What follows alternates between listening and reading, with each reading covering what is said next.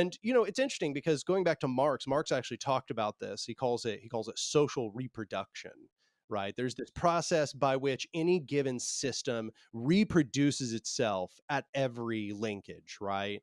It produces itself within the economy, it produces itself within the political structure, but also reproduces itself within our psychology and our behaviors and our expectations and our beliefs, right?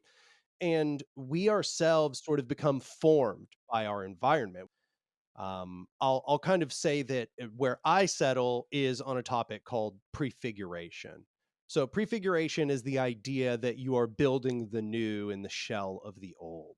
You're trying to build existing copies of things that are as much like the future world you want to see as is conceivably possible within the world that currently exists. And I emphasize that part about as is conceivably possible because obviously there are going to be limitations. We're not going to be able to just create perfect copies of what we want to see in the future. We are surrounded, as you say, by a hegemonic and colonial system, which enforces itself not only through that concept of like Cree order that we discussed a minute ago, but like you also note through out and out colonial violence, right? Like, look at what's happening in Lebanon right now. That's Yeah. a whole other topic, but it's just a demonstration, right? That this system is always expansionist. It is brutal in maintaining its own desires and so on.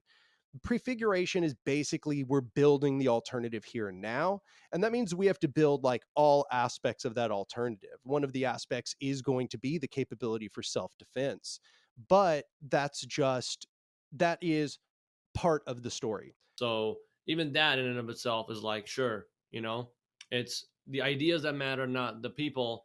And so going back to what you're talking about, making sure that we have enough prefiguration.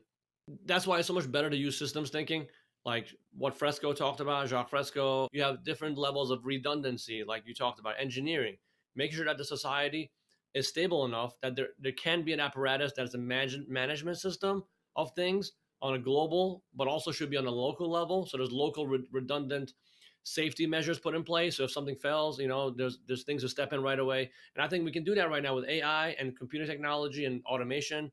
There's so much incredible things we can do when it comes to just maintaining systems, production, distribution, recycling. All those things can be managed in a very intelligent manner with multiple layers of redundancy.